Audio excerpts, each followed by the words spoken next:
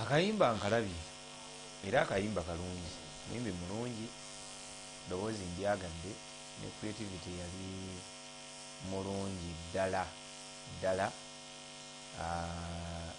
Newankubadde nga tukyalina olutalo okulwana olunene ennyo lwetula okubeerako ne dokita perception ya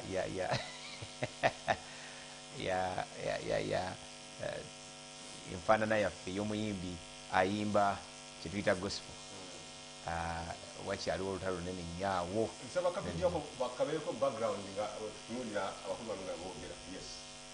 N'olw'ensonga eyo nze kyenyinza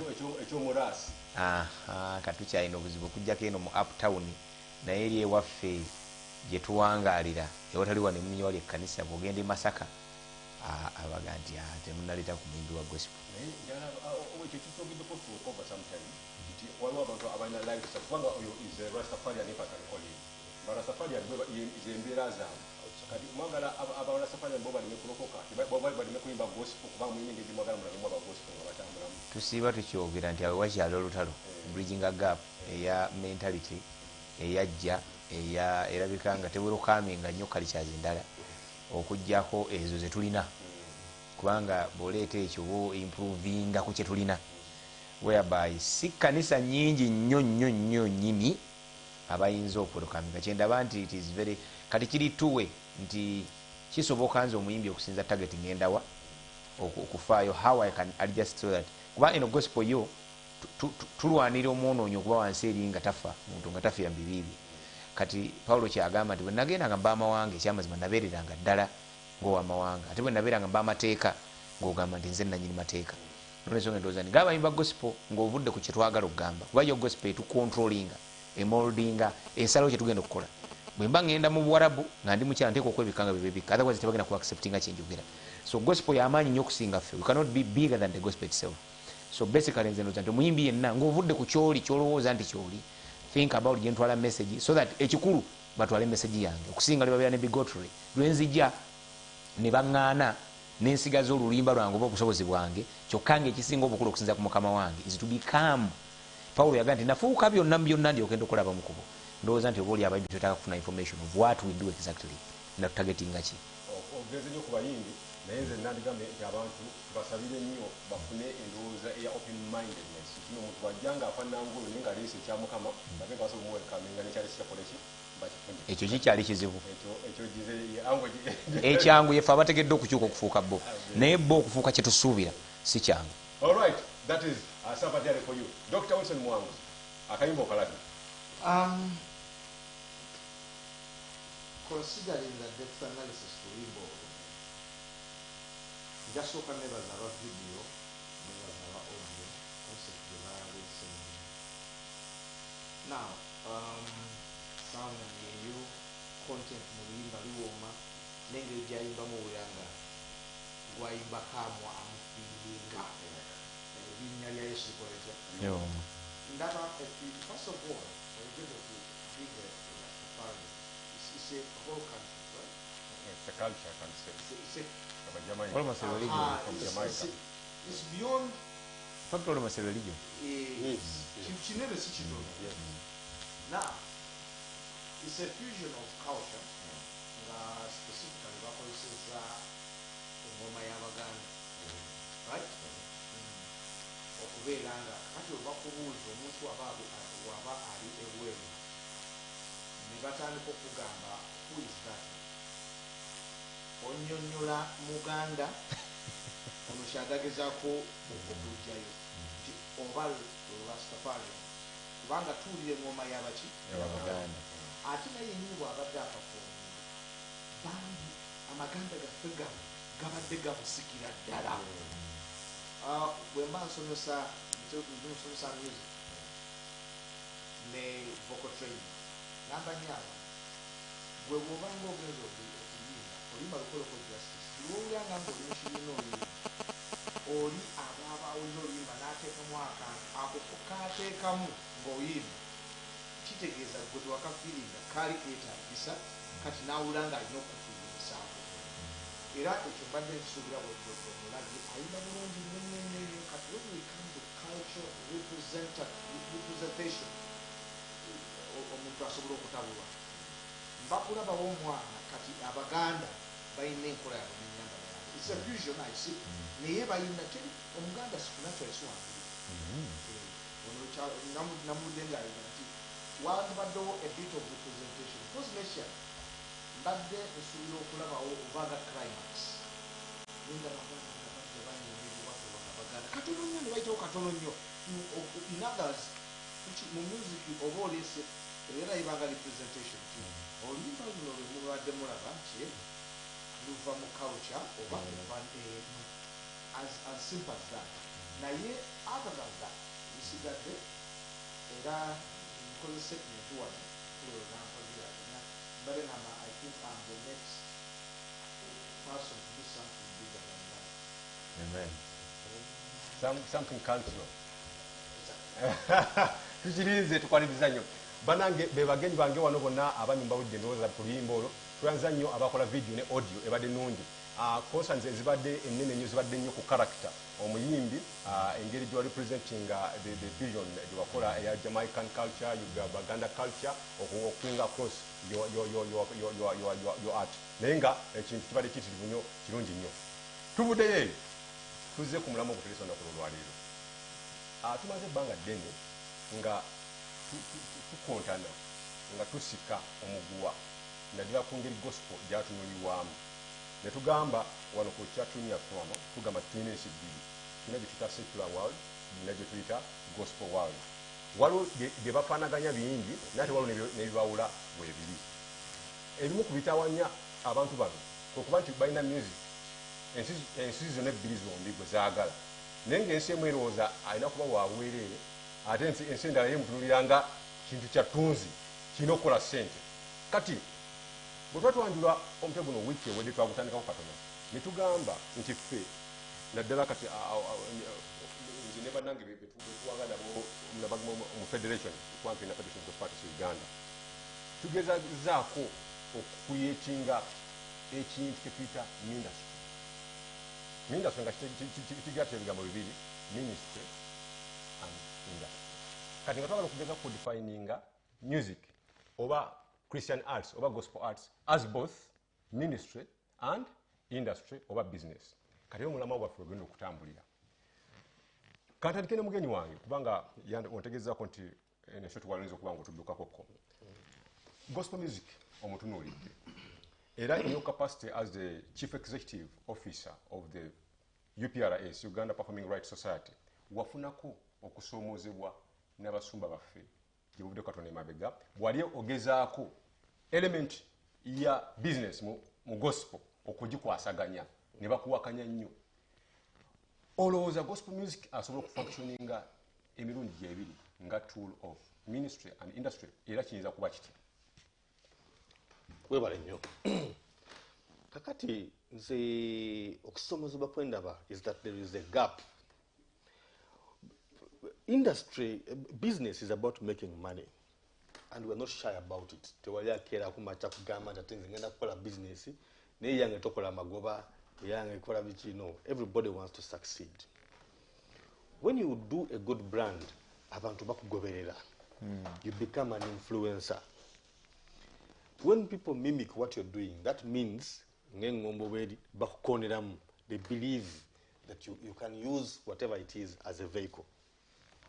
Ennaku zino olaba abakyala abatototo bambala olugoye nga luliko ekkooti ng'ekkooti eriko eppeesa limu. They are mimicking the dress code of our speaker.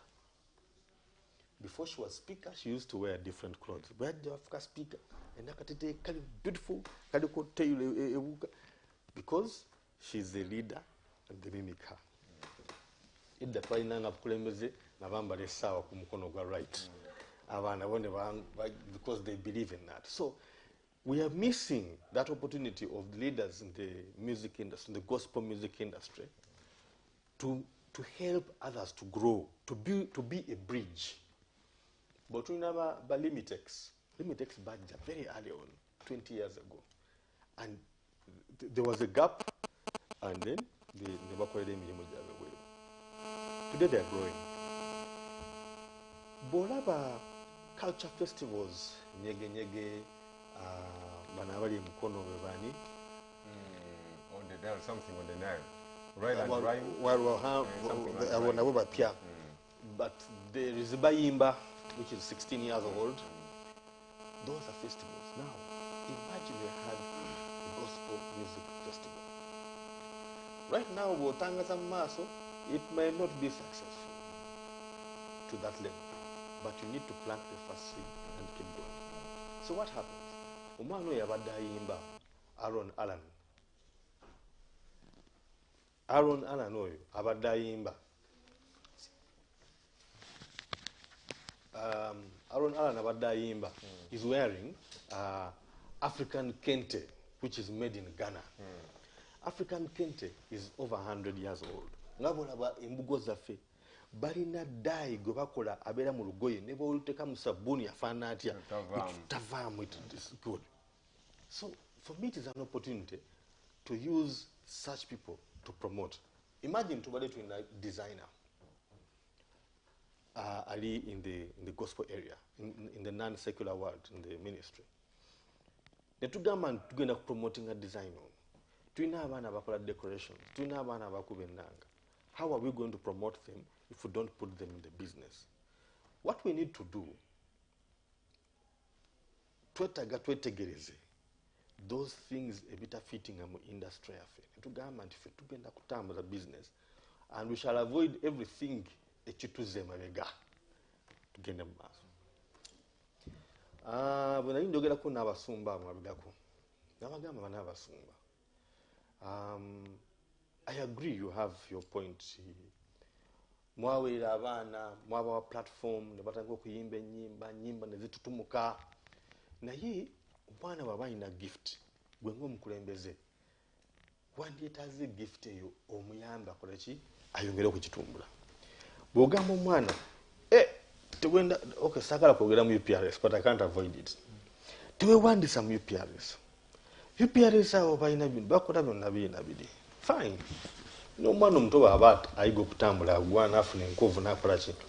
But when your music is monetized on the international scale, that's how you make money out of your gift. I keep giving the example Kofi Olomide ne Diamond Platinum. Abamu abalokole mwinza obutabamanya, but that's a West African musician, a Tanzanian, but they're in the secular world. Abasajja bakuboluimba lumu one hit. Naye ku YouTube luliko views million kati bagenze mu bisatu. 300 million views on one song on one platform. Kakati kankubuli. There are 250 online platforms. 250 online platforms. Online music shops. I tell you. Just music shop online. 250. Interesting. Naye ku YouTube yokka bakola meka 300 million. At YouTube esasula etya? Kusasula $3 for every 1,000 views. Kati abaami abo bakutte $1 million emu on 3 million views. 300 million. Now, all our gospel musicians came under an umbrella. Let's say it is Prince Nick Industries, Prince Nick Studios. Prince Nick Studios has, say, 5,000 songs in the gospel industry. Agari awamu gegalume nyama. Kati problem eri mu industry. Buli mwe agala kola kapage ke, nonakole. Ne mubeera nga mwena ekintu mukisabuluza kiri awo. Bwe mwegatta in the leadership, ne mugamba tugenda kukola ekintu kino. You will find that the gospel musicians in Uganda bring in $1 million every year, which they can dedicate to ministry, to changing people's lives, to carrying those important messages. But of course, we have our issues that we're sorting. So, chicha tukoze. Right now, enyimba zona eziri ku mutimba goma. Enyimba z'abaana Uganda abeewandisiza mu UPRS tugenda kuzijjayo zonna tuziwe codes empya waliwo ebintu byasombaga abegedi byesagala nnyo okugendamu naye akaddemu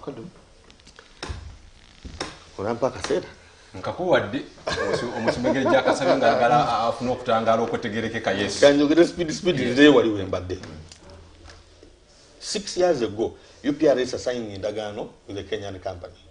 The Kenyan company egenda kutunda nyimba zaffe on the internet efunemu sente etuweereza akaffe tugabane neki n'abayimbi bananyini nyimba naye omusajja onaka neyekyusiza mu kisi nakola bwati nabula kati abantu tebafunamu nyimba era tebafunamu sente era enyimba zolaba ku internet okuba abantu zebakuba tebafunamu zigenda mu na Kenya atunyaga kyamukisa mubi naye kakati tutemye empenda enyimba zonna ez'abana Uganda bewandiisa ku UPRS tugenda kuzijjayo tuzikolere codes empya tukole application empya era tugenda kufulumya olukalala mu July muno tubagambe nti abaani bano be bamemba batuusiza ki ebisaanyizo they will have application ku simu ng'alaba ani akubye olimba is it YouTube Google Deezer simanyani n'akasente akavuddeko now take it to ministry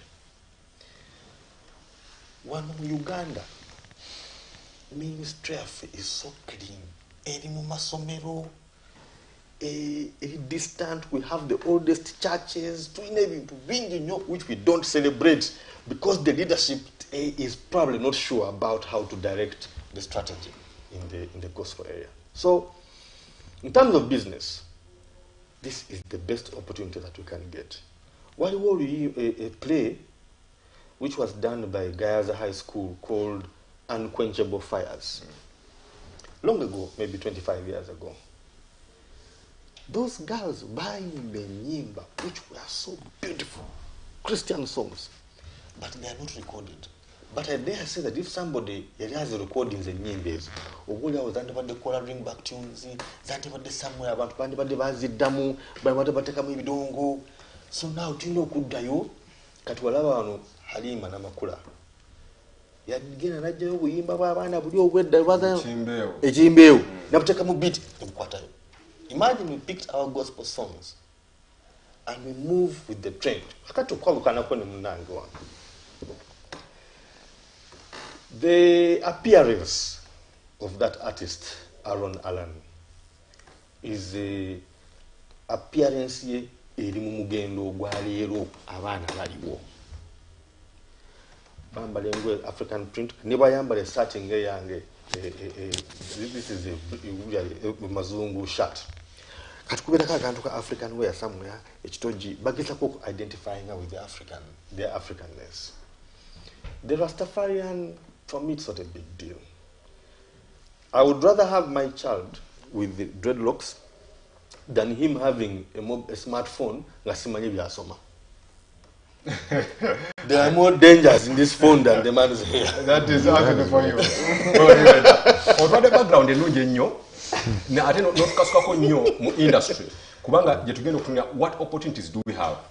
Antu na tulaze already opportunity with the UPRS royalties collections bagenda nga bakola. Tugenda gitunuya. Servant owudde CEO wa UPRS nga yogera. And I'm so certain wali omufollowingako nga abika ngose kigambo kino nga abisana naffe. That is the Pentecostal church. Amanyi gospel music has been influenced or dominated by the gospel, I mean the Pentecostal fraternity, especially. Nenga tuinamo ba Anglicans, tuinamo ba SDAs, tuinamo ba Catholics, tuinamo I think the Orthodox. I don't know that. Yes. Something about again ministry. One woman who baita Chibalama. Yeah, Chibalama. Who was invested in the choir music, yes. Mu UPRS aina catalogue ye erimu album lukaga mu 13. Oh Jesus Christ, that's big. 613 albums. He's one of the biggest music owners. But sadly, because the industry is not properly done, tough na mu investment ejja. We're going to tulagira. Nikigo yito karuka kabuzi. Mukuru Anthony ngashirije nnyo abasumba bamusinza amaanyi. Gena macho oyala kudikira linga kati oba tubalo kuveri tukomeona ati agenda kudikira linga kana kuba kati sebo okwasana nnyo otya ne mukulu Anthony tuvuddeyo tutyeno gye tuli gye twesibidde eno ewaffe music ewaffe ministry tugikoze naye there is that jinx erina okubreakinga ebintu bino ebibiri bitambule bulungi the ministry and business aspect. Mwami Anthony ye nja kukkaanya naye ku bintu nga bibyo. Lwaki? Kubanga ye ayogera kweri industry. Kakati obuzibu feno bwe tufuna nti ffe tulina other factors which so much remain constant. Okugamba nti ffe business tujagala nnyo naye twagala nnyo na tukoze business ki tutya waddi ani akoze nga tunala kuyingira mu business n'olwensonga endowooza nti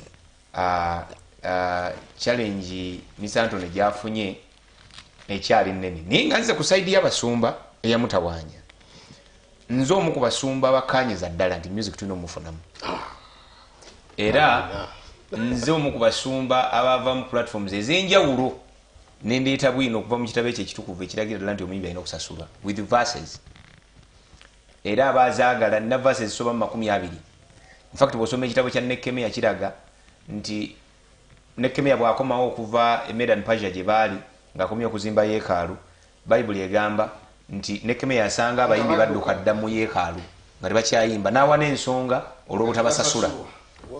N'olw'ensonga eyo ekyo ssebo teweeraliikirira. Omusumba yenna alina endowooza egamba nti abayimbi tebalina kusasula oyo tali ku Bayibuli okusinza ku bwino. Si lwe lwokka Bayibuli eraga bulungi nnyo. Bayibuli eraga kaati ennyiriri endala nti abayimbi tuli Baleevi, we are Levites. Ate ebyo byonna ebikuŋŋanyizibwa mu kkanisa Abaleevi balagabanako ku byo. Kitegeeza nti tukolera ddala nsimbi ng'Omuleevi omulala. N'olw'ensonga eyo atujje Bayibuli eraga bulungi tuli bannabbi. Ebyo byonna byawandiikibwa musicians.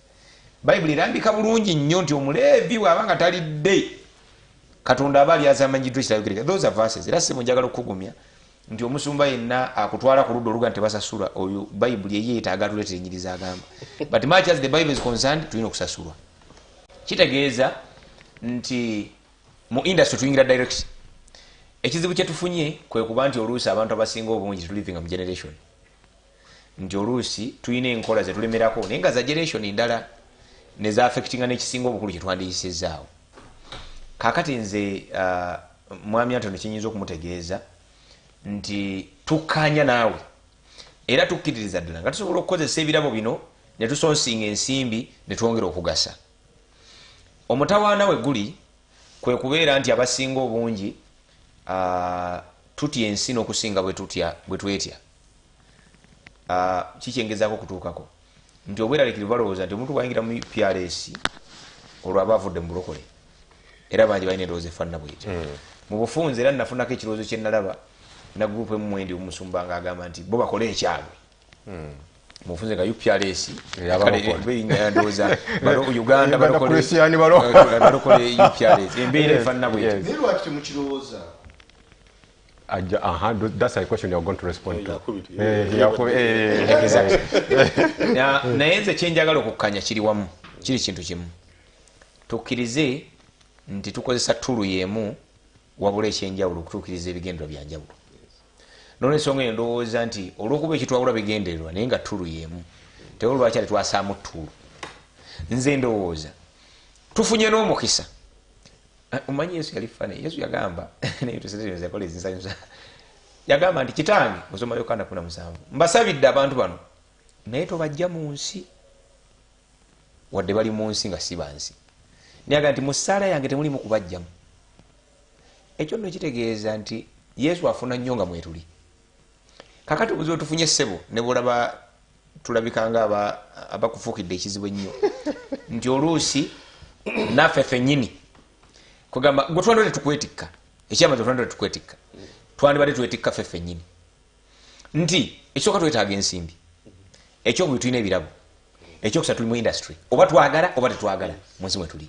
Nti nze wengera ku radio Dr. yali ajulira wano bwe yagenda wa gundi ono ani producer ngagala milioni 4 Chiwa producer Chiwa okolo okumazali n'ennyimba agala milioni meka ezo no million nnya ziva mu currency ya Uganda ne ba social artists mu batambulize sente zaabwe kitegeeza twetaaga dokita kubanga ina sente mu nsawo million ennya ate kiwa tayagala musabira sala na mwe mutukuvu amanyi n'okwesabira bantu amanyi n'okwesabira sala wandi kubanga akwalifyinga n'okuba pastor one of these days ayiwa abanga calling agenda exactly kitegeeza tuyina okukkiriza okuteekawo embeera sente ziyingira zitya mu nsawo ya dokita akole ebyetaagisa akompitinge kubanga abatunda obuseegu bayikosa music n'abatunda enjiri bagala kukosa music kati music sijalina omutawaana ekizibu asinga okutunda obulungi yayitawo obviously ate tulina market yemu ndowooza nti singa tunakyusa attitude ng'abasumba netumanya gwe ne bonaga n'akazindaalo ku situiti e Kampala Kamino yakola oluyimba lumu alose ku TV lulu abantu emitwalo mukaaga gwe ngoli ku bantu ku situiti bantu 10 nga talina omwaka kutaddeko obudde kuba balina n'ebizibu byabwe nze ndowooza how can we enter into the platform how can we compete well this is the reality era sebo njagala okutegeeza nti mukama tukoze bulungi nti okuyita ku gospel chatroom tudevelopinze abasumba abatufaanana era tujja kutawaanya nnyo baffe twagala business ekisooka ate kyetutunda kya bbeeyi tuyinza kibawera bwerere n'olwensonga eyo tugenda kujja kyetwagala bwe buwanjurukufu obwo twafunamu obuzibu kwanza mu UPRS ntuddemu obuwanjurukufu obwo kubanga kasimbi kaffe tukafuna ye doctor ayisa bantiyale musima akwande suye dene okay doctor abakulu bano servant asinze nnyo okwenda osinga element eya mukulu Anthony gyalese anti no naffe abagospel twetaaga sente okuva mu bitone byaffe nawa ne foundations with biblical support which is very very important naye mu reality wano kyeki tutawaanya kyeki kyatulemeza mu looka eno then tuveyo then ndokenkomeo mukulu Anthony atutangaze ku bibuuzo bamubuuza naye katono nnyo nga tuvudde mu bubaka buno bwe tugenda okufuna obwenjawulo eno gospel chatroom ekutuusibwako Viga Music Awards Federation of Gospel Artists Uganda ne Gugude TV katugende katono nnyo mu bwolango obwo tukomewo nate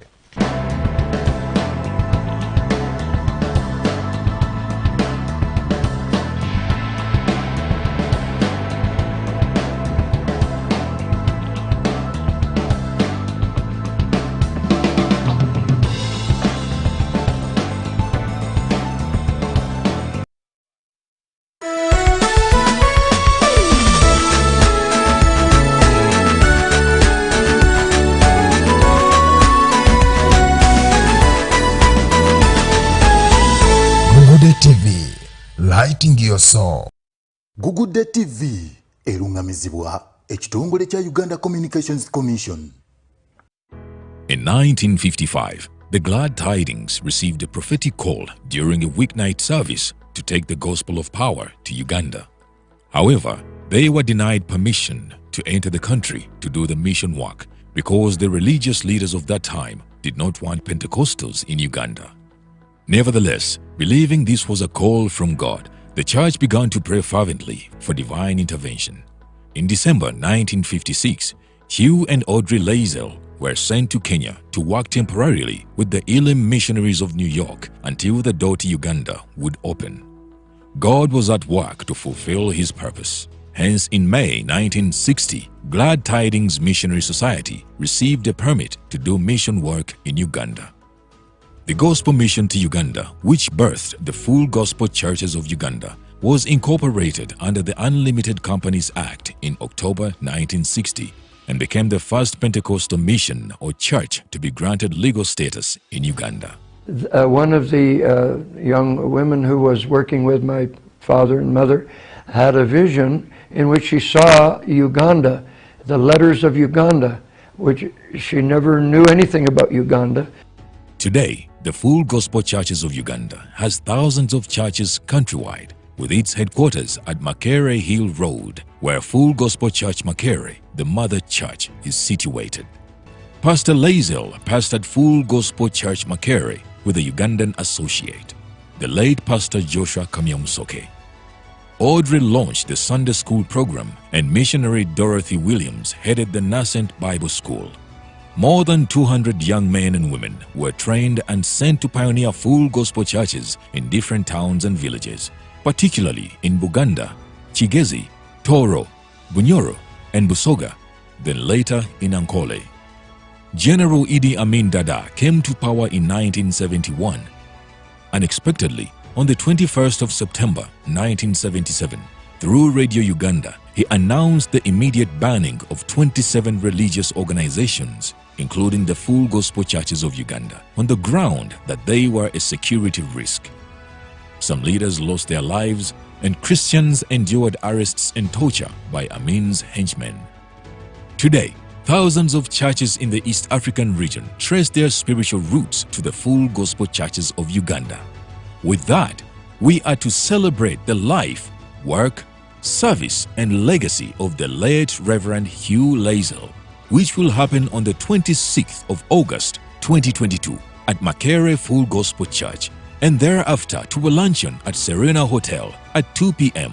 at a fee of 120,000 shillings only. Please register at the accounts office of Makere Full Gospel Church.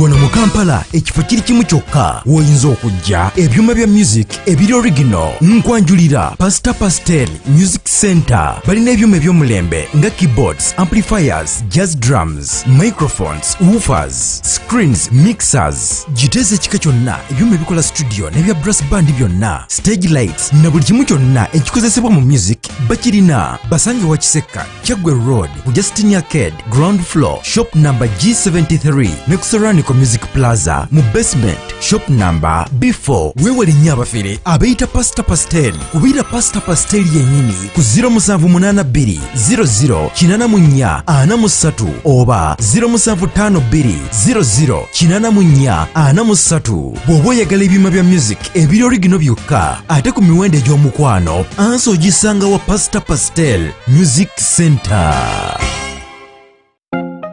Munnayuganda okola bizinensi oba osuubira okugitandika, olina kampuni oba factory, olina obwetaavu bwa minzaani mu bika byonna, kati nno omukisa guguno totambula kibuga kimalako. Associated Scale Services Company Limited batunda wamu n'okukola minzaani empangaazi wamu n'okuzikanika ku bbeeyi ennungi ate ng'esoboka. Kati nno abalina factory, laboratory z'amasomero n'endala, okugattako ne sharing machine esala amabaati n'okugattekamu design zonna ziweetaaga. Associated Scale Services Company Limited bakuweereza essaawa 24 na buli kadde w'obeetaagira babeerawo. Basangibwa mu Kampala mu maaso ga Katumba Sports. Bali ku ssimu 0772 49 52 49 oba 0772 41 91 92. Ffe nnamba emu mu bya minzaani.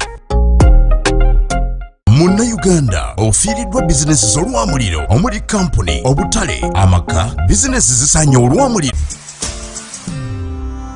Faba Jolly and Family tukukoledde obuwunga bw'obuugi mu bika eby'enjawulo ate nga buli ku mutindo omuli Jolly and Family Yellow Porridge, Jolly and Family Rice Flour, Jolly and Family Bushero Products, Pure Millet Flour, Sorghum Flour, Soya Plain, Soya Corn, Cassava Flour n'ebirala. Kati nno mwabalabirira abaana ab'amasomero, abasuubuzi ne ssekinnoomu abagula mu bungi. Tuba ne transport wonna we mu bwetaaga ku miwendo emirungi. Tusangibwa mu Kampala mu Kisenyi ku Malinga Road, Zipper House ku dduuka K516 ne ku kizimbe kya Nakayiza ku dduuka HK04. Okumanya ebisingawo yita ku 0772 68 0376 oba 0759 63 69. Jolly and Family, quality is our priority.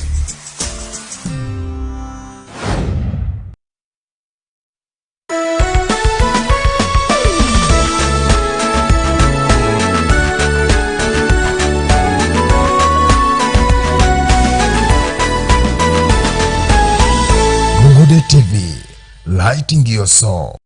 Gugudde TV erungamizibwa ekitongole kya Uganda Communications Commission.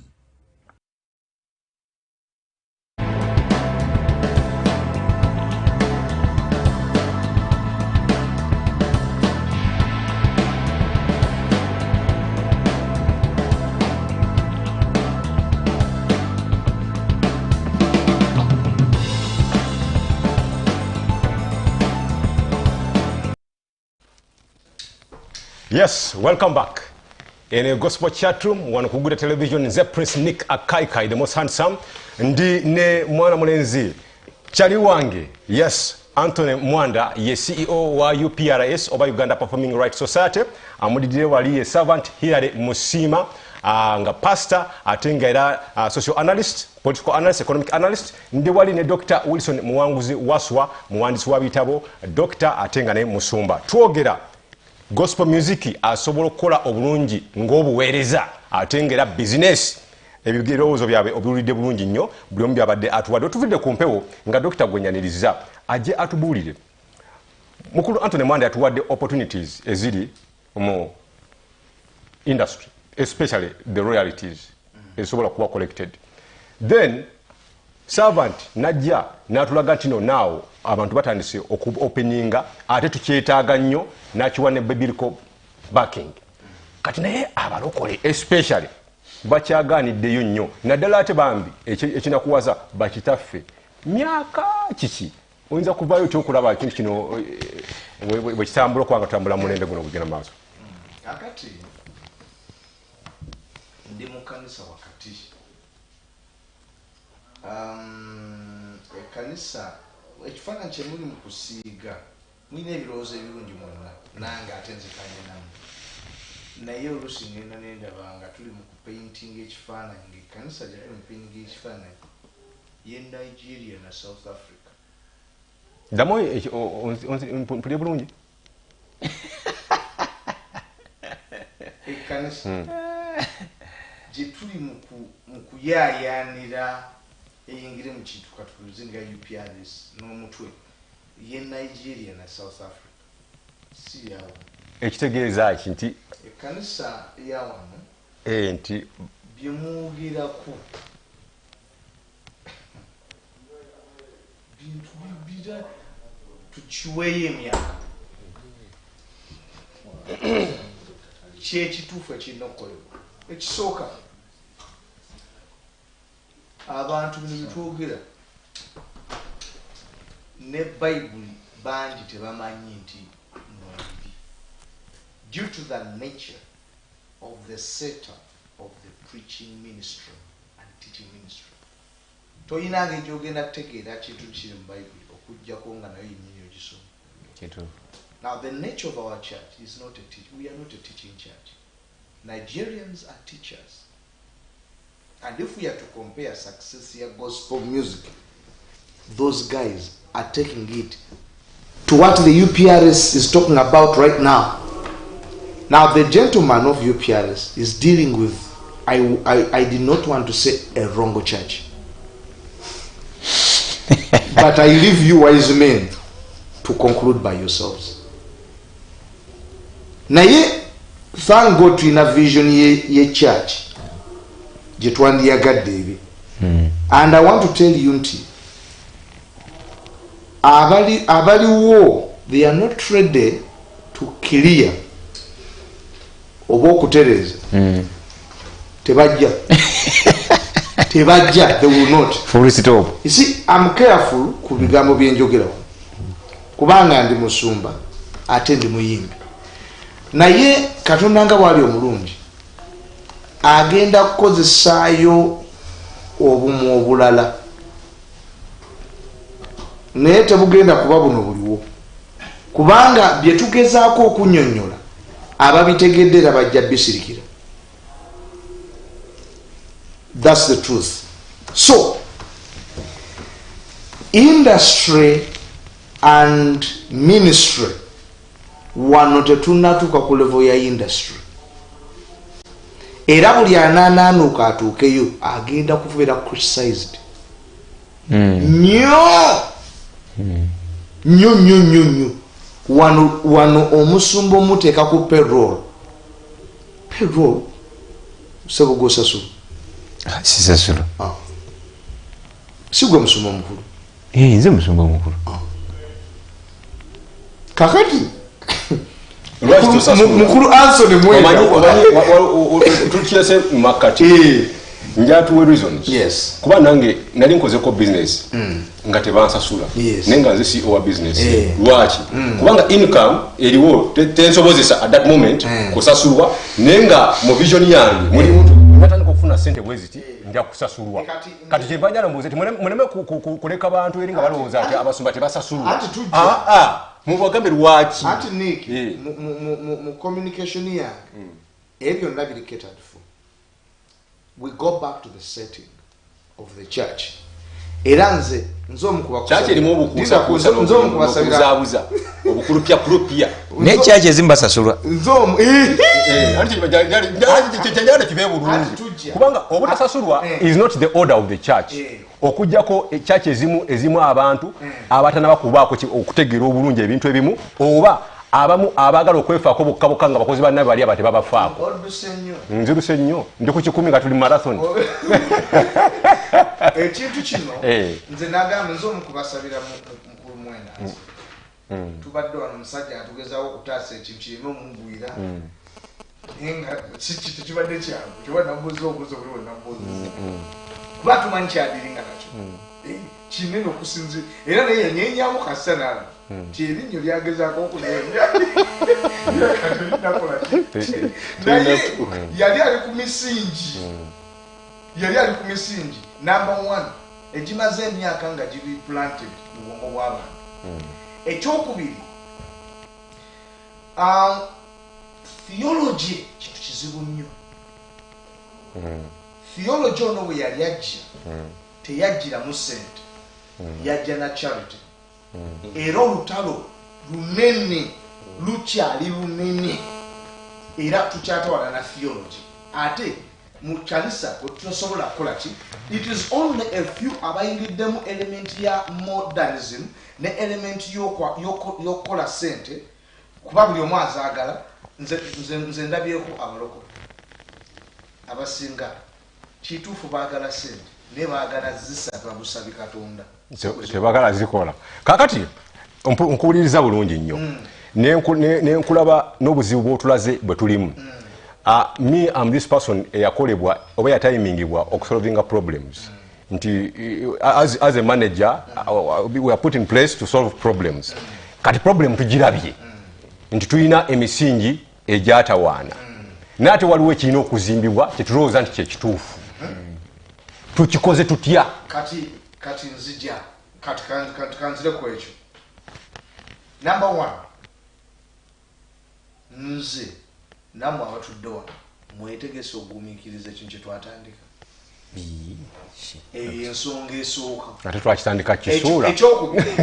Ekyokubiri mwetegese okwogera obutasirika kuba mukulu Mwanda abadde asize era wakomerawo wagenda okutandikiraawo yetegese kubanga bw'oleeta ekintu ekitabaddeewo number one oteeka okukiteekako pressure. Ekyokubiri mu pressure ogiteekeko time weeyo ekiyambe paka bwe kinaakola kitya because odiringa n'ekintu ekitutte emyaka nga kiri planted era kiri ku misingi. Kakati nzize nkola study y'ekkanisa. Let me give you a very simple scenario. Abasumba recently bajja okunkyalira mwalimu omusumba eyajja. Musumba oyo atesitese awards pain yagijja ku kyamutuukako. Yateekateeka atesitese award Friday ziri ku community level.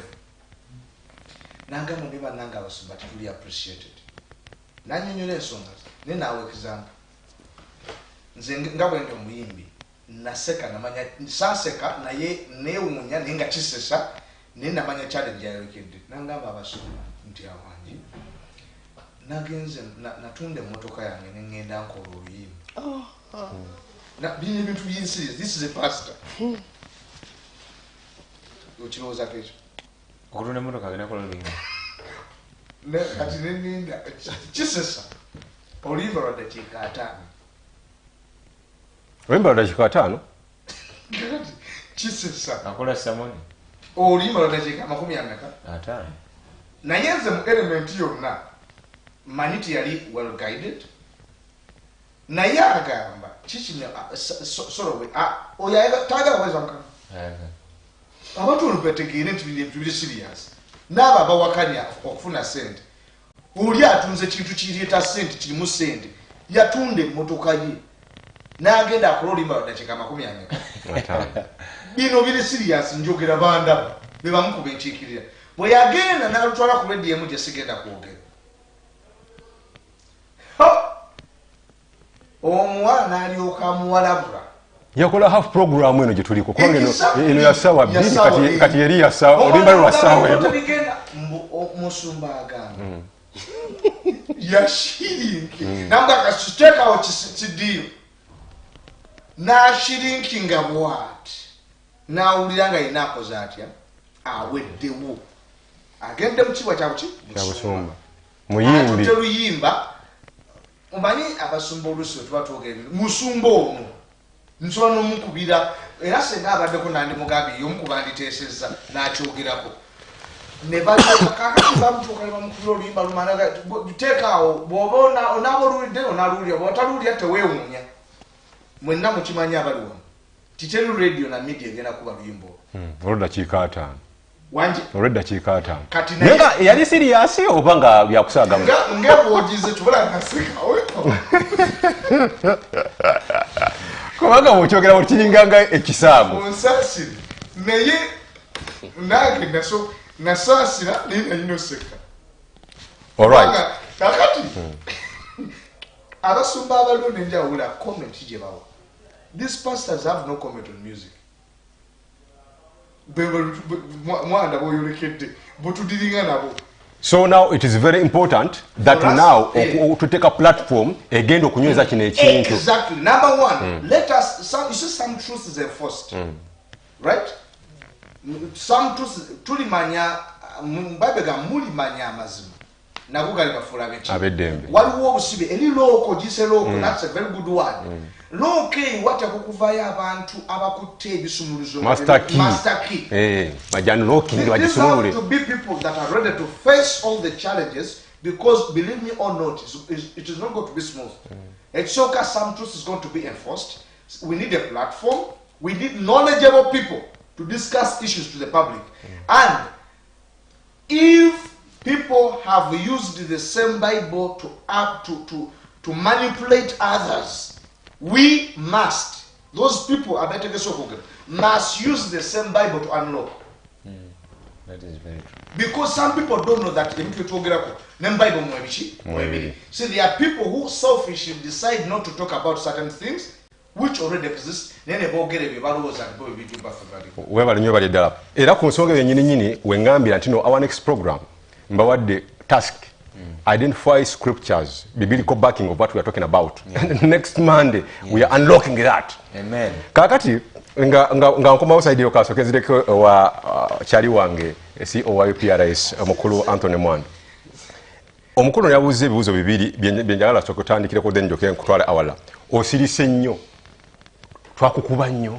Ochanyiga biwuno. Then ekyokubiri. People thinking about a Christian collecting society or management organization, something like that. Okay. Kambigate wamu ne mkulu Dr. Vergen. Everything new is resisted. Even the greatest teacher, Jesus Christ, was resisted when he came. What? What is this? Kagai kesawo kano. The rest will know what happened. Yes. But a church over the Gambia, the church that Funulako is a different church. Maybe we're not, I want to disagree slightly. Maybe we're not looking in the right places. The things that are happening in schools today, Sagala Kumanya Manya, schools have blended vocation with academic. Umana vakusomero, minokola sabuni, ezo kwa ichanani, manyu kukanika something, basumu de gari, bali exposed engineer motoka, naye nga bali munomo setting. Ebintu ebyo byaliwo mu myaka gy'ensanvu n'amasagali. Amasagali yaleeta ba swimmers abagenda mu Olympics. Yaleeta the first drama actors, the professional ones by Namasagali. The best communicators in this country. So there's been, but we never saw them. So we have duty to identify those talents. If we look at them in our narrow field, we may not see other gifts which are scattered. I think gifts together will not shine. I can't consider our pastors.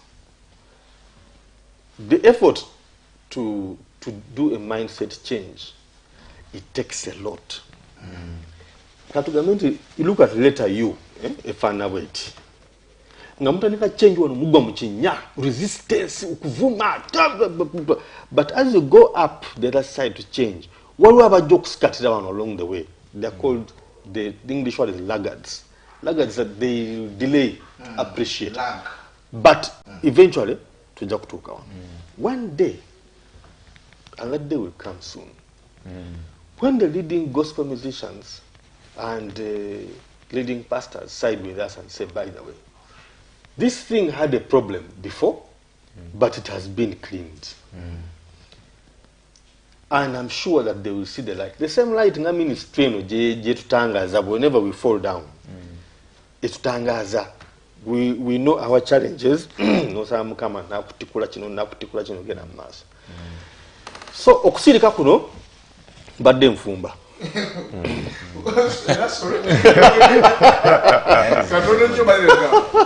One day that day will come. Is that faith or a miss? Because no. Kubanga, do you really see it come to pass? Yes, it will come. It will come. It will come. Kubanga, the people we are appealing to indirectly are the pastors, but directly are the creators. The pastors are a vehicle of change.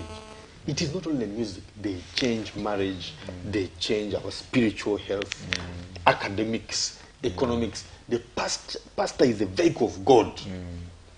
I need to communicate properly with the pastor. Right. Okusirika kuno is because our communication hasn't been right. It is not a fight. It is about exchange of ideas in the right environment. Respect. I must apologize that sometimes respect is but I need to come back with a message to the pastor. Nze ndaba sebo n'okwongera ku kyogambye. Olunaku lutuuse terugenda na kujjabuzi. Lwa nsonga. Bw'obanga otudde ku platform eno nga ndi musumba, ndi muyimbi, nkulembera ba songwriters bonna mu Uganda. Ono musumba muyimbi. Kitegeeza ogenda kwangwira lwa nsonga. Omanyi nze ntera nnyo okugamba abantu. Ne Katonda era nga bweyogedde aze nga bamuwakanya, ng'akola ebintu bamuwakanya. Naye Katonda talina buzibu naawe kufa, gwamuwakanya nnyo bw'omusukkako kufa n'asigaza abanakkanya naye. Problem gyetu era ssebo njagala okutegeeza nti olunaku lutuuse. Kubanga bwe tubanga bwe tutuula katuna page ate nga ffe basumba kati ate ffe tulina abayimbi abo b'ogamba. Kubanga nze ngamba abantu nze omuyimbi bw'ajja wanga okuyimba mu Kingdom Revelation tukkanya ku ssente, ekyo no discussion, ogwo mulimu gwo tukkanya ku ssente. Era nange nti musumba ozira milioni 2 tesobola kumfacilitatinga ne mugamba nti milioni 2 zinnemi, naye mbadde nsobola akamu ekitundu. Olaba otya lwaki tuzze ne tuweereza Mukama oba manja sirina mu ndowooza yonna ega nti onguza otya enjiri. That is madness of the highest order. The thing is bwe tuba nga tunakyusa ensi eno we must pay the price. We must pay the price. Kyokka ekisinga n'okwewuunyisa ono omusajja aliwo talwana naffe abridginga market ya biki bye tukola n'abaguzi. You get? Ate abaguzi tebanafunamu ku buzibu bugamba ekisinga okwewuunyisa abawakana mu tutunda njiri ate be batukole. Ate ekikwewuunyisa be bagenda okufunamu bagenda okufunamu baguza agamba kimunsedde bakuletera kikyo gamba atonkuŋŋanyiza tonkuŋŋanya saagala sente zirekeeyo. Ekirungi ssebo kyonfunye kyaki musumba gyayogeddewo nungi nyo naye yegenda and limited you the people are dealing with abantu siko kutawanya their elders kata bavubuka tuzze with the mind. No, I'm just telling ate batu balinga I'm just telling them bo bagenda fa batu tukoze tutya tuzze ate ekyewunyisa balogera okula ku mmeeza kakkana just be patient okana ne Katonda ajja kuyambako ababa n'abakalu bennyo abakuyambeko beera mugumu. So bad yourself. Okungera ku elder Chagamba servant here. The church is changing. Yes. You look at how the church leaders used to dress. Yes. Just a 20-year span. Yes. They used to wear gowns. collar. Yeah. But now they are putting them back. Oh, when you go to church, it's a fashion show. Yes. The ministry, yes. But no. Ministry has media. Ministry on social media. Yes. Music in the Pentecostal churches are not cheap. Yes. Because they are appealing to certain people. Yes. The Protestant church, banduru. Yes. Because there is a net outflow. Yes. So there's competition. Yes. So even that church is changing. Church you rest in peace. Church at All Saints Church. Nga twinente be yafe. Nga tumanyisa muzei netujja hymn book ne bayimba. Kuliko piano lustegiko very somber bajawo temuli naye yakatogena mu All Saints Church. Well, it has changed. Waliyo vibe. This vibe. Hey. So that is changing. The only thing that you must not resist is change. So that will change. Abana bayimba. I mean, they want to dress. They dress fancy. Omwana koze video. Video could have been 15 million shillings. Yes. Exactly. He has to be given away to sell this thing. Ate tugenda zimwana omusumba. Imagine. Kakati wano ba gundi bajja. People come. They batunda obukofira, batunze pen, batunze t-shirt and so on. That's part of fundraising for ministry. Yes. Oyo Aaron Allen Zabu bw'aba agenda kukola his next song alina hit ejja n'agamba nti we are launching at one hotel mujje ngenda kubawa autographed t-shirt yamutwaleta. Yes. The church is changing because that is a way to give to support ministry to fundraise. Omwana after t-shirt yo najiteka hanga nateka nagamba this was the best gospel artist eno sati ya musumba ya jimpa ncheze Bible na kwa Bible umusumba najiteka ngecha. It is changing. Yes. So nsomesanya abantu about business, the thing they do. And I have been in Rotary for 20 years. I help different people. We have built 3 schools and 3 hospitals in small things. So abantu balimo kuloza nti sente zijja kuyingira nsawo y'omuyimbi somewhere past. No. There are big things that these ministries can do which touch communities. Right. And for me, I think that is where change starts from. Singa ministry, church, pastor, bazimbe community center, eriko sports, eriko education, waliwo abaana aba blind, waliwo abaaki, accident victim recovery, cancer rehabilitation. You touch the community much better in a little house here than a very big church. Yes. Because that you're touching people who have problems. Yes. But then we result. No, and you're very right. I won't need a number. Gwechoko manye musacha ibedo country. Some of us are going to Kenya now. Do you think so? Muntu aba culture ya ku teach sums.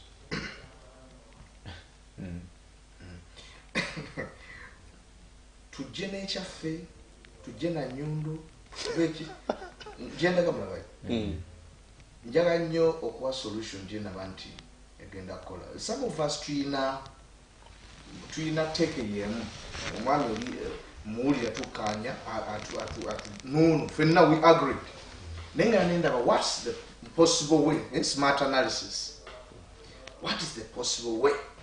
Kubanga bachitafe tujja kuddayo kube enjiri wetandikira n'abaana gye bava ate twayogedde mu unlock gye twakola kutya Gyetwalobera. ebisunuzo senga ibadde mu kaboxi kitugenda nitupikingawo fe abamu kufe nehira ye mulaba yaninkulembedde netugenda ntubibbayo okuba tekukirizibwa.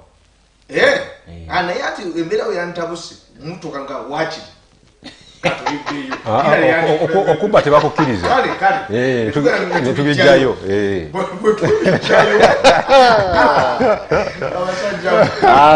Ndi wakati.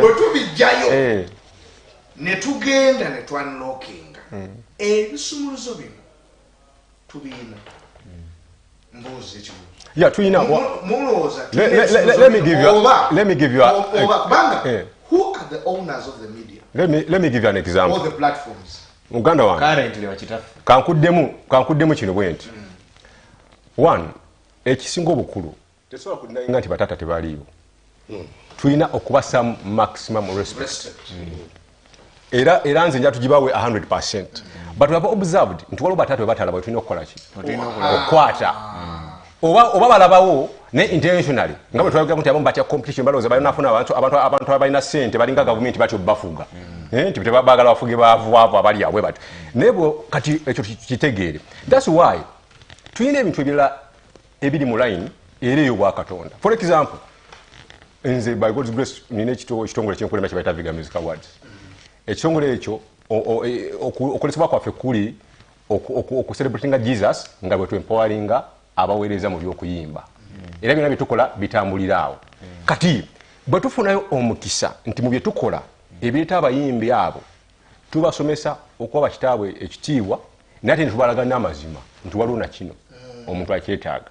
Tulina Federation of Gospel Artists of Uganda, tulina associations kati olimu associations bbiri ey'abawandiisi gwe kansala waabwe n'aba producers aba vision audio gwe kansala waabwe. We influence these people positively, si mu bubi. By the way, ne sente zino zitugenda okufuna nitubasomesa nti bawako n'ekimu eky'ekkumi mu kanisa zaabwe. Nti omuntu YouTube bwe musasula kati nga Anthony Bwandaze nti no ofunye miliyoni zo 10 akakadde kamu nga tonakukobako kyokola akukaddamu church mangu nnyo gyosabira kimu kya 10. Then tuwasomesa n'okusomesa bino ebyokusupportinga ministry tukyaki ate bwe balina byekola nti bazimba waayo sente muzimba omulimu netubasomesa. Nze ndowooza bataata tujja kuba tubakkanyiza bulungi kubanga kye batya waliwo ndowooza abaana batalina discipline. Nayogerako n'omusumba omu n'aŋŋamba mu butuufu natya nga abaana bange okuŋŋendako nga naye yejjusa gurupu ye emutawaanya tekyaliwo yavaawo abaana buli omu yagenda n'afuna gy'akola kijagenda. You understand? Kubanga baatuuka ne balowooza nti no weewaawo tatalabika tatutegeera naye nga n'omusumba naye ali wano kimutawaanya nagamba saategeera nali ntyanga manyi wajja baatwalako kinalingezako nali protectinga kintu kyange abaana tebakimulaga era bayibuli egamba nti kyokya kijja kujjako kyajja. So kati kyendowooza nti naawo as we create kubanga industry eno erina kubalansinga bino bibiri idea yaffe. The church nga bwe tulina music tekijja kukyuka ne church erina okutegeera nti waliyo side endala eno eri very key. Church egenda okitegeera si eri kampu erimu ebizibu waliwo eno church nti gye ŋŋambye nti etegeere nti waliyo kampu eri era tusigale nga tugiwa ekitiibwa kyayo naye nga ate bwe tuvaayo eno mpolampola nga tukozesa opportunities katonda zakoze eki zatuwadde. Kyendowooza bwana Nick problem ezzeewo abasumba abalemeddeyo gye bagenda okufuna. Namukwano gwange yali e Kenya juzi nawulira CDM ngemplayinga era naye yali musumba naye nomukwano gwange yakola mu bya video namugaa nsalira ka CD ako ntwaleko musumba namugaa nti sikkirizibwa wano waffe mpozi kankwe CD eno nja kuddayo ngula endala. Kakati awo ensi weetuuse bino ebalowooza ebyokugaba ebyobwere Amerika tagenda kukkiriza okujja nga enjiri yammwe egenda kubeera mu Uganda. Tulina akazinga ke tuzimbye akataliiyo tekajja kukola yo omuzungu tagenda kukkiriza muyimbi oba ayimba gospel oba ayimba biki kujja gamba mbu ye ffe tulunangi tugibawera bweri tekisoboka. Nze nno ndowooza nti twandibadde ng'obudde bukyali kubanga bino byonna bye tugamba dokita yagedde ku kyogamba lwaki tebakkiriza nti tukola ekyaffe olw'okuba nti si fraternity yonna nga ffe olokole ffena kye tulowooza kiyinza okutubeerera ekizibu. Nze ndowooza ndi nga bwe tweteekateeka bwe tuba nga tulina ba mentors abali mu kintu kino abakikuttemu nga batusobola okubayigirako okutwata kuba bino byonna tugwambigwe ono kyayogerako kyeki bintu byonna copyright simanyi music hiwuladira ebintu byegati copyright atya music atya exactly. Nze ndowooza nti twandikkiriza ne tukozesa omukisa Katonda gwatuwadde ne tujoininga ne bannaffe abatusooseeyo step ahead ne tumakinga sure nti tetuli corrupted katugambe bwe tuba nga abantu beeraliikirira nkola ethics and their beliefs and foundation ne tuba nti no the thing is bannaffe banjulukufu mu kyetukola. Abaana baffe kankutegeezeeko abaana abasinga obungi abayimba kyetu kya secular music 80% bavudde mu church. Ani njagala ompeyo omuyimbi mpereza abayimbi 5 abayimba secular music nga omusingi gwe si kkanisa. Musumba kyavuddeyo okubuuza naye abaana abalekawo Yesu alokola n'awangula ne bagenda bazina kwata ku mpale situlapondi yambala kamini. Why did they cross from this way to the other end? abantu ffenna nakyo tulina minzaani gwojja kunsibako gospel obulungi nnyo okoze bulungi naye nze nsasula fees njagala ennyumba okugizimba njagala kuvuga emotoka ennungi we are naturally competitive gwe ng'omugaana okugenda UPS bagenda okumuwa akasente bakunganiza royalties bamuwa akasente mu nsawo akole kyayagala are you an alternative? I think basuka banange we just need to analyze this to be fair to ourselves.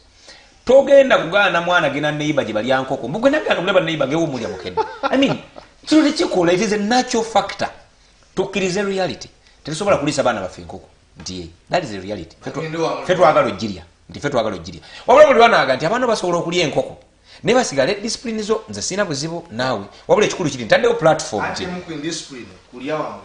kati bagenda kumenya ekikomera kyovola mu secular secular music basingayo obungi kati mbuuza nfuniddemuwa omwana abadde ali presenting a light bwatandika okuli presenting a darkness olw'okubanza ekyaprote nga n'alye nate yeegomba ali eri kankutegeezeeko omuyimbi wa gospel wagenda okwekuisa akafaananyi n'owa secular owa gospel yalaba omukisa owa gospel yalaba okubeera blessed nekuisa n'akapostinga ku status yekuisa akafaananyi negundi kyokka ne secular yetalaba wa gospel ti alina n'amakulu. I'm telling the reality.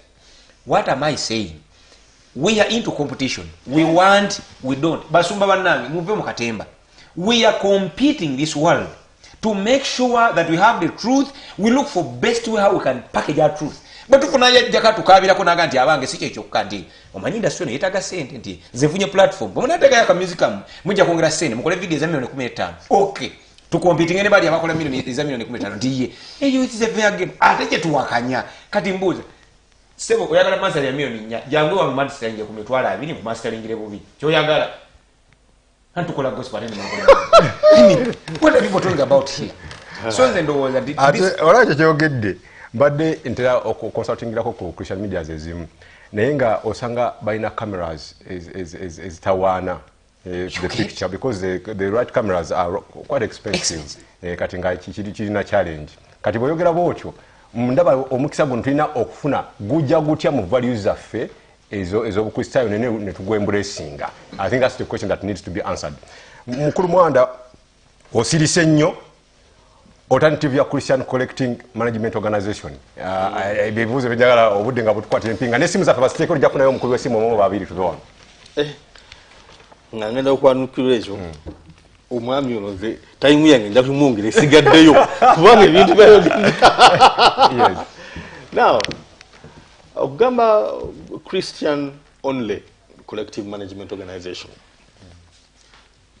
kiringa kugamba kati twagala kuzimayo enguudo ez'abalokole bokka amalwaliro agafu airport gwako nyonyi z'abalokole bokka taxi yaza balokole bokka kale no bakyekolere kale yatakali bakiriza abaana baffe tetwagala basomero mu masomero gali then abalokole muzimba amaki okyalindowooza muzimba amasomero naye the way copyright is structured globally, it is about rights, protection of rights within a territory. UPRSA iteeka yagiteekawo tulina omukisa nti yasookawo yakola ebintu bingi, so it is a bit difficult for another organization to start negenda mu tteeka nesaba olukusa naye nga olukusa is not mounted on UPRS. No, the mandate belongs to the regulator, URSB. Singa wabayo ekibiina kyane kijja URSB gamba kakati bano mbajjeko ekifundikwa kiwadde bali bwe banga betefutefu. Yes. So that's the challenge. That's what has happened in Kenya, Zimbabwe, Botswana.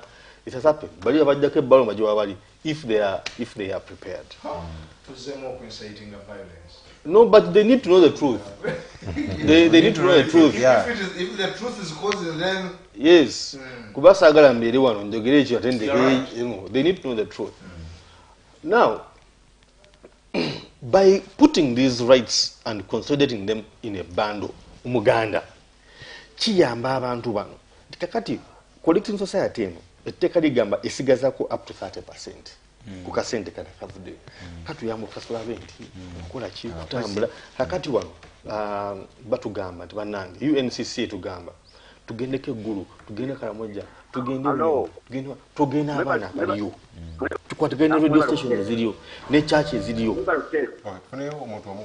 Halo muna fali kula amina we bali kutulaba nyegwe tulaba atuulize era tulaba webala okuteresa ssebo.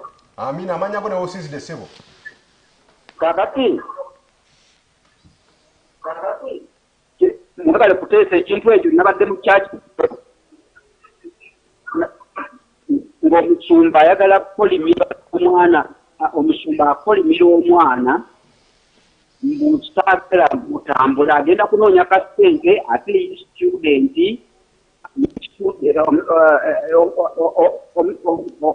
omusumba ono ye dokita afuna sente ate director mu ssomero erimu ate bano abaana abagenze okwenoonyeza wayinza oba okukuba piano for another church outside yani gagamaze kulimirira nja kukolima banya musumire ebizibu nze sagala nyo nga muva wano gamba ekyo kintu kyemukizeeko alike mugambe nti gwe lwaki ate tobawatte baagala kubanga baba abavubuka okubeera nga bafuna ekikomando wasula ayagala okubeera nga naye n'akabeera waka naye kati ate gwe mugamba bonna abeera teyinza kukulimirirayo nasooka mu ggulu nagenda mu ggulu nenkomawo nga babasumba ate ayagala superiority ey'omwoyo mubagamba bukumu ati abasumba be mwogerako era abavubukamu abalina ekintu ekyo mbu yalina superiority katonda ayogera naye mubituufu ebitengole biri webale nyo balire ddala nti alina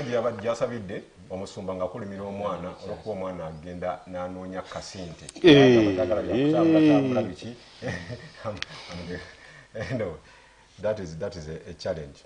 So, olwali kulanya munaffe ani amanya go ne osinzidde. Sebo amanya kakandi Ronald okuva ensangi. Ronald okuva ensangi. Era leba program eyo. Amina. Batongeza ku volume wano. Naye.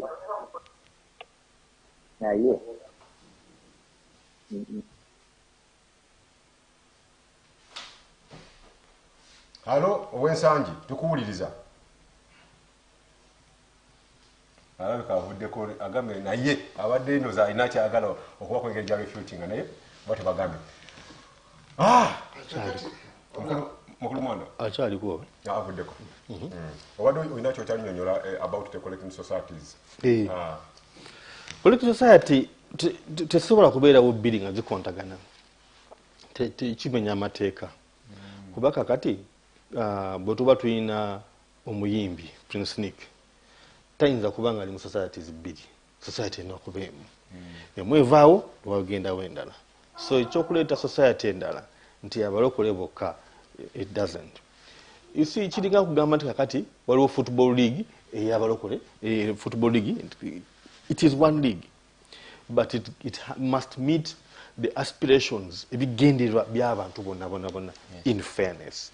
Nze kati oyinza kujja kumbuuza nti owange muyimbi kyasinga, even if I have my opinion I can't voice it kubanga nze refree ow'okuntikko. I must treat everybody fairly, mba promotinga kyenkanyi, mba supportinga kyenkanyi. So kanfuna ali kulayiro ko ojjawo munafa ali kulayiro. Halo. Hello. Amanya gaffe ne osinzidde mukwano. Manyika Tuna Masiko Herbert. Tuna Masiko Herbert. Naye bali buheereza. Amina nawe bali kutuwuliriza. So nalina ekibuuzo kindi kubuuza. Abaheereza omuheereza omusaati n'agamba alikwatine n'okuyimbiisa aliho olikuba ali omubuulizi atali kwenda ngu bahagire okuyimbiisa kw'eminyeeto mu kyaki ninga kyakikwaya. Kandi ekindi esete ez'abantu balikuba bafeeriigwe nka yaziika abantu omubuulizi akazirya ago n'amateeka gahikire oba agukuba esaazi nayo yakugwa ekanisa konka omubuulizi akimara ziyashoroza harufu azeeriira ekanisa ekyaje ekiyatungaho. Okay. Weba nyo balidala nja kusaba hiralo okitangaze mwenda akifune bulungi nnyo. Walikola alikola ni mulala anasemba endowooza. Halo. Halo. Okay, katukomeko yakubisimu so kotangeze ekibuzo kino eri omukulu ono oli kyabadde atugamba gwe bonyonyola olulimi gwe olunsinga eminyeto siba bavubuka nti kati mu kyaki zirimu abavubuka abasumba bwe bakumanya sente balinga abazitwala ng'oboboka kati bo abaana bakole ki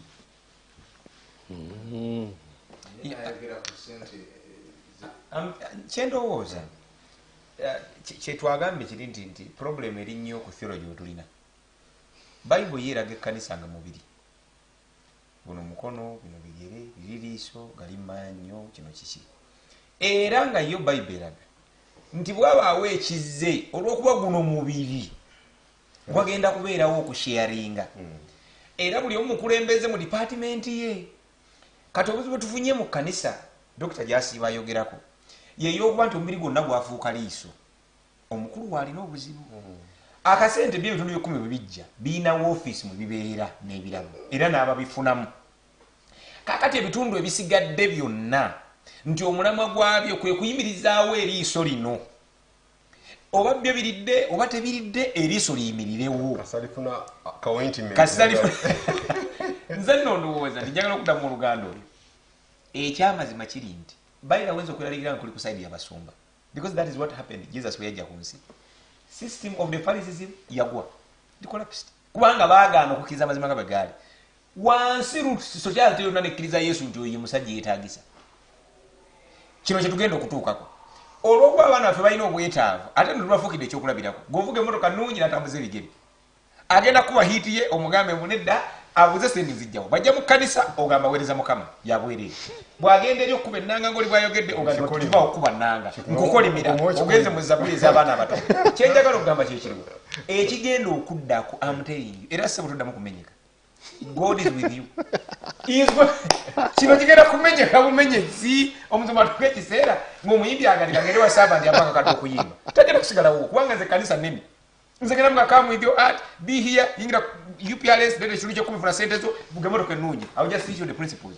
tuwangule mu nsi 10 ne mugulu 10 how are you going to get 100 nga nekenna okujja mu UPRS okanjjako obudde obutirira empinga mwana tuba tukyalina ebibuuzo byaffe twagala okubuuza naye nja kuwa omukisa tumalirize nga oddamu ansa kati eddakiika eneemu yakuddamu ansa zoono osirise nnyo collection yote naye wadde nga agizeemu okusirika ennyo okusirika ennyo tufumba tuteekateeka engeri gyetugenda okuddamu okwanukula bakitaffe kakati bannaffe temufunye mukisa kubuuza bibuuzo bingi olw'okuba nti tufunye omugenyi waffe nga twagala tutangaaze ebintu bingi nnyo kubanga element eno eya industry nkulu nnyo twetusinga kutegeera nnyo ministry naye nga tukyagenda mu maaso n'omulamwa guno gwa gospel as ministry and as industry era tugenda kuwetangaza tunafunctioninga tutya tutunudde ku opportunities ezirimu nga royalties tujja kulaba n'endala eziriyo tuzikoze tutya okulaba nga zifiitinga mu buweereza tusigala nga tuli ku mulamwa kubanga eno kyenjagalako ennyo eri silent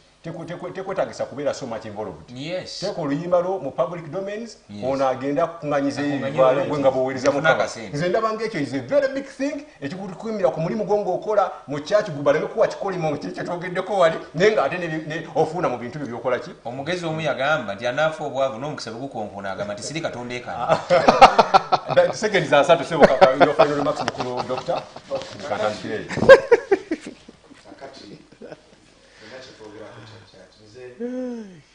Katonda tata Sawulo ng'aleeta Dawudi wabula tata he doesn't kill Saul when he's